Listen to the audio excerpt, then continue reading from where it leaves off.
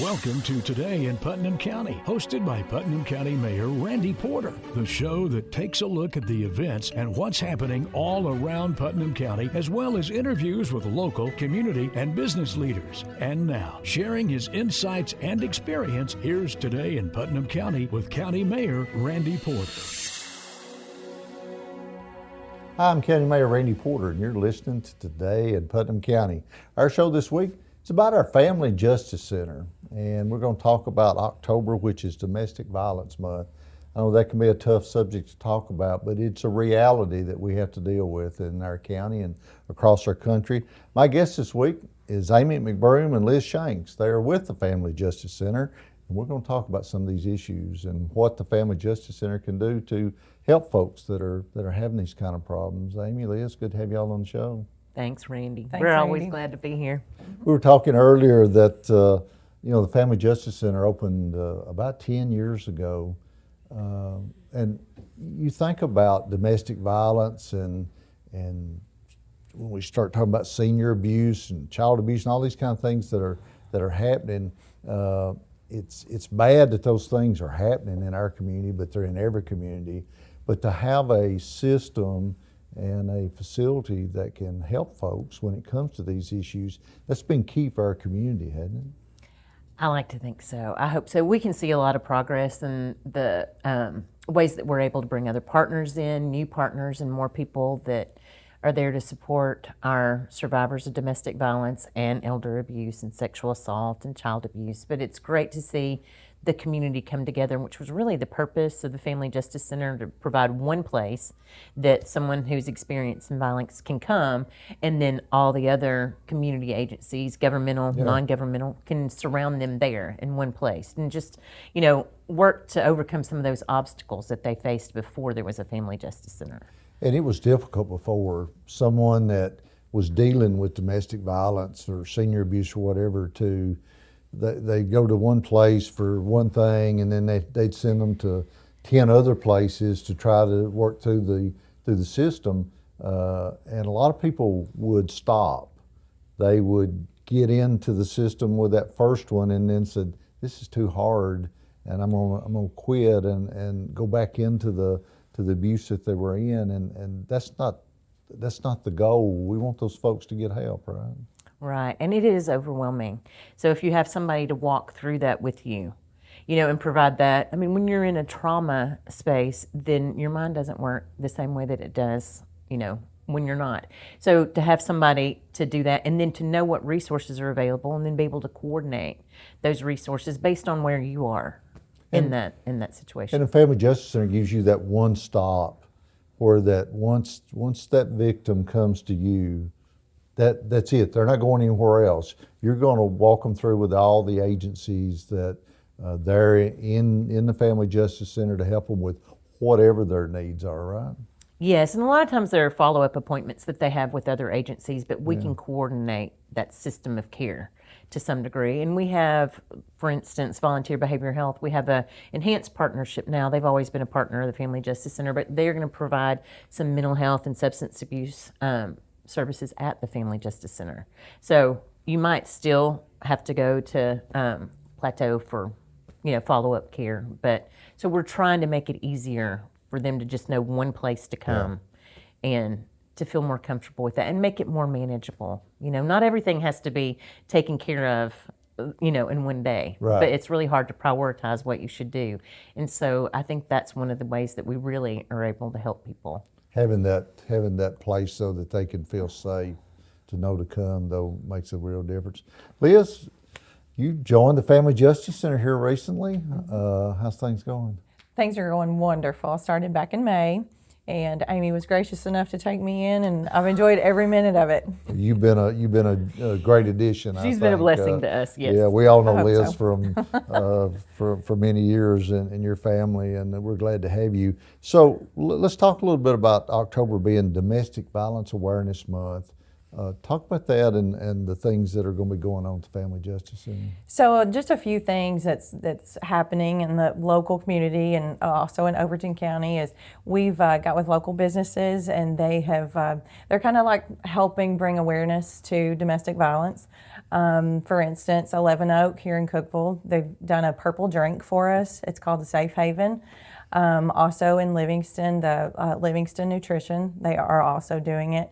Wired Coffee Company, also in Livingston, they're also doing a purple drink, all called Safe Haven. So go support those businesses.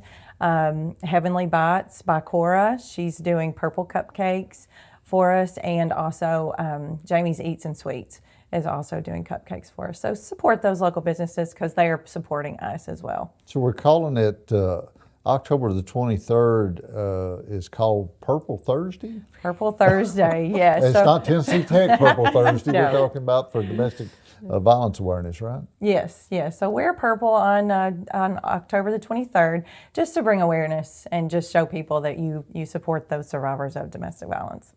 It's hard to believe that I have a hard time wrapping my head around that we still have domestic violence issues and stuff going on that not just here in Putnam County, but everywhere. That's sad, isn't it? That we have those issues and folks still mistreating folks. I wish I didn't have a job if it meant that we didn't have domestic violence, but it's really prevalent. 1 in 3 women will experience domestic violence in their life, and 1 in 7 men. I think I've seen 1 in 10 as well, but 23%, pretty consistently, of our clients are men.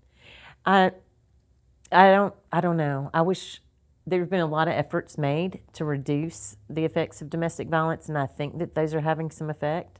I mean, definitely it's better than, when they started creating the shelters and everything in the 80s and in that movement. But I don't know, Randy. It is sad. Do you think that the drug problem that's swept across our country with all the fentanyl and all the drugs and everything, you think that's played a part in it with folks getting addicted to drugs and doing stuff that they might not do otherwise? It makes survivors, it makes it harder for them to leave. So it's an issue of power and control. So an abuser wants to control somebody else.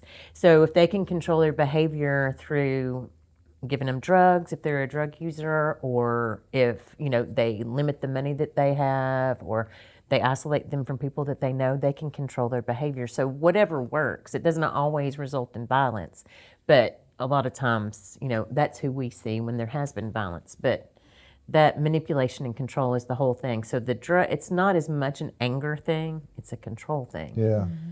So, a lot of people who use, substances are involved in the domestic violence system, either as an abuser or a victim, but I don't know that we can blame it on that, at least not entirely.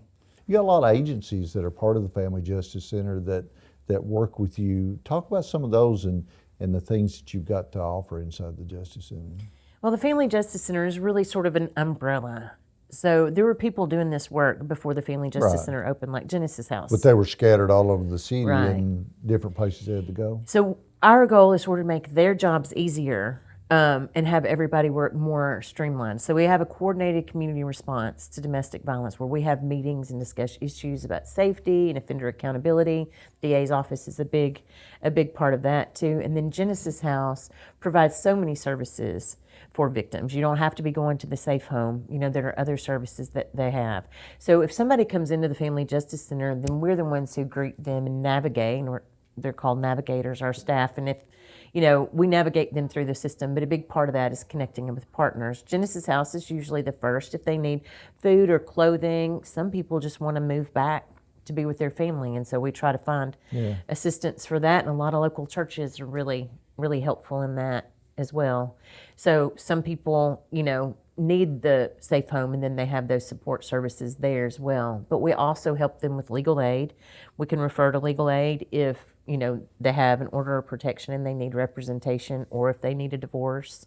We can do that. We often have law enforcement, if it's requested by the client, to come over to the Family Justice Center to take a report or to do an interview because they feel more comfortable at the Family Justice Center.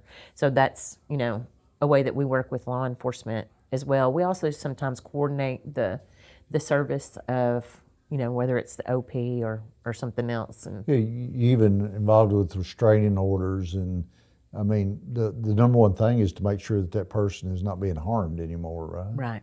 That's what our goal is: victim safety and offender accountability. If we have to, that's what we got. Yeah, and y'all do a great job with everyone that's part of the Family Justice Center, and I think having these months like October being Awareness Month to raise that awareness in the community.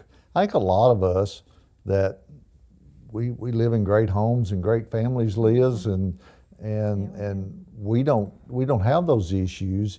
And it's easy for us to get our blinders on, isn't it, and get in our own little world and not see a lot of these things that are going on around us. Very much so. Working in this position has been a huge eye-opener for me because, maybe I just live in my own little happy bubble, but, it's out there and it's very eye-opening. Talking about October, it's being Domestic Violence Awareness Month. It's a reality. It's happening not only here in Putnam County, but in our country and around the world. But thankfully, we've got what's called the Family Justice Center that helps victims of domestic violence. And we're going to talk more with Amy and Liz when we come back. We got to take a break. Stay with us. And now back to Today in Putnam County, hosted by Putnam County Mayor Randy Porter. Welcome back to Today in Putnam County. I'm your host, County Mayor Randy Porter. This week's show, it's about domestic violence, which is something that is terrible and it's hard to talk about, but it's a reality that we have in our community and all across the nation and the world. Thankfully, here in Putnam County and in the Upper Cumberland, we have what's called the Family Justice Center. It's one-stop shopping for victims of abuse that they can go to and get help from a whole group of services that are here in Putnam County. My guests this week are Amy McBroom and Liz Shanks. They're with the Family Justice Center. Amy is the executive director, and Amy, we were talking about earlier, 10 years since we opened the Family Justice Center. Your dad, Doug McBroom, county executive for many years, was my boss for many years. So shout out to them. Hope they're doing well. Thanks for being on the show and doing what you do. So we were talking earlier about the Family Justice Center and it being a one-stop shop. Let's tell people that they may be listening, they may have family that is in situations that need help. How do they contact the Family Justice Center and how does it go about? So we try to be accessible as we can. So you can call and discuss your problem or issue over the phone, or if you just want to see what services are available. So that number is 931-528-1512. And also we have a website that you can contact us through as well, and it's UC and then familyjusticecenter.org. And we're located at 269 South Willow Avenue, Suite E. And so they can, if you've got someone that's needing help, that's looking to get out of a situation, they're afraid, totally confidential when they come to you. Right. You're going to help them and take care of them and offer all kinds of services, right? Even from getting them to a safe place, a place for them to live, the whole shebang, right? We just try to take everybody that comes in and meet them with whatever. It's very client oriented, so we're going to let them decide which resources they want. But we still have things that we've worked out even after 10 years that we're like, oh, well, that was the first time we've had that situation. And a lot of people aren't leaving when they come in. Yeah. They're coming in to do their, preparation and planning. Getting ready, sometimes. Yeah. And I think that's really important, especially when there are kids involved and and it's a really dangerous situation leaving. So we understand that, and safety planning is central to everything that we do. Absolutely. So yeah. Just looking at some of the stats, they're a little bit staggering to think about the visits and everything that you have. Go over some of those stats and the folks that you serve. Well, last year, so for 24-25, we had 856 client visits. Wow. So somebody may come in more than one time. Yeah. But 335 of those were new clients that had never been to the Family Justice Center in the last 10 years. Those are always the ones that surprised me. But the numbers were actually a little bit lower than last year. So we don't know what that means. We don't know if we don't know. Domestic violence is going down or just fewer people coming in to... And we had a really big year the year before. So, it's hard to know. But that's just for Putnam County. So we have 2 locations, as you know. Right. We also have one in Livingston. So total visits were 1,418. And it's sad to think that there's that many people that are involved in these kind of situations, Liz, but it also makes you thankful that we've got a place that these folks can come to and get help. Absolutely. Absolutely. We're just, like you said, a one-stop shop, and we will help you all we can and just love you through it. So did COVID, when we were we weren't locked down much here, but how did that affect it? Did it make it worse with people being off from work and stuff and being around each other more? Or did you see a difference? We didn't see a decline. So I think that's interesting because you think that maybe people wouldn't have, called us for help during COVID because, it limited a lot of the things that people could do. But we started doing things differently during COVID to try to, make sure that we were accessible to people if they needed us. But I think it may have affected that next year. So that 2023, 2024, the year that we had an abnormally high number of client visits, I think that could be. Was kind of playing off of COVID. I believe so. But now, I can't prove it. But. Yeah. Let's talk about senior abuse. I mean, that's an issue too that we're seeing where families or workers in homes and stuff abusing our elder. I mean, that just makes you sick to think of that. I mean, abuse in any situation is bad. A lot of these situations with the elderly, they can't help themselves. They can't get out of the situations they're in. You're seeing that now? They're especially vulnerable, so that does. We have very few clients that identify as an elder abuse victim, and there's a lot of reasons for that. So the instruments are the same. It's usually a family member. It can be a caregiver. And I know that the DA's office does a lot to charge those crimes and for there to be that accountability. But the elderly person does not want to either identify themselves as a victim, they don't want to cause any commotion because they're afraid that, they may not have the independence that they have in their life now. So even if it's bad, at least they're not sent to a home, so that's not the only option. And I think that as you get, as you grow older, you're more vulnerable. And I think that, having your life changed in that way would be really scary. So I think it's hard for them to report it. Usually the reports we get for elder abuse are a family member that's found out about it. Wow. That's, and in the society that we live in, there's a whole group of bad people out there trying to take advantage of our elderly, isn't it? Yeah. And they're succeeding at it too. Yeah. And at least you see that all the time, scamming folks. I knew of a case recently where this lady got scammed out of over $100,000 of them telling her something that was just, and she believed it, but it was totally untrue. And so it's not just about, that abuse can look a lot of different ways, can it? Yeah. Yeah, and it's sad to think that people actually take advantage of the elderly like that. But unfortunately, they do. It's out there. We have so many. I mean, we had this, I don't know if it was last week or the week before, but there's always a grandson or a son that's living with a parent. The elderly parent wants them to get out of the house, but at the same time, they don't want their, son, grandson, granddaughter to be charged with anything. And then they get them out of the house, but then they feel like they need to support them because they've gotten them out of the house and they feel bad about that. So it's really emotionally fraught. I mean, this is somebody that you love, even if they're abusing you. That's similar to put up with a lot of stuff with your family members, especially kids and grandkids that you probably shouldn't. And it's hard to when you're in those situations. I'm sure it's hard to give up on that person and say, you've got to go, or you need to be arrested, or you need to be charged. That's tough. Now, the substance abuse and drug abuse really affects the elder abuse. See that a lot, That's, don't we? Yeah, grandkids and kids and stuff on drugs and abusing them by stealing their money, taking advantage of them to get money to get more drugs and so forth. That's a tough thing. We got a couple minutes left. I want to talk again and make everybody aware, Liz, about Domestic Violence Awareness Month. So that's it. That's October. Yes.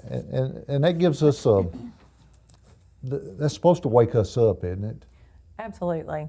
To make us realize that this is going on out there, whether we realize it or not. Yeah, we just need to bring awareness to it, and that's why we set, Purple Thursday is October the 23rd, so wear your purple just to bring awareness to it. People are, why are you wearing purple? Well, today is Domestic Violence Awareness, or Purple Thursday.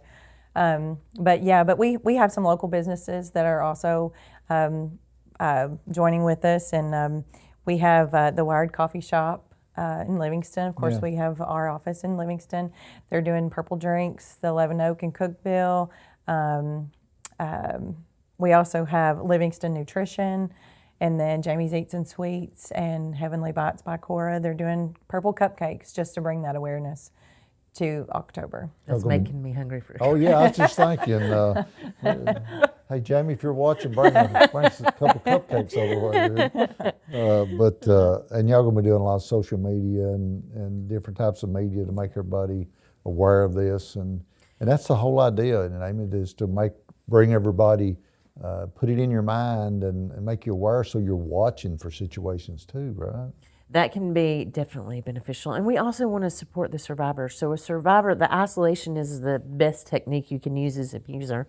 But so that they don't feel the shame around this. This isn't their fault. This is not anything that they chose. They didn't have any power over these decisions, but you feel that shame. So we want to, as a community, say, hey, we recognize through Domestic Violence Awareness Month, even though we do this all the time, but that we support you and we understand that you may be in a bad situation, but once you can get that out of the dark, the domestic violence, if somebody can admit that they're a victim, then that's their way to freedom. Yeah. So we want to make sure that we shine a light on that. That's the key. Too. I was thinking the same thing, is shining a light on it. Yeah.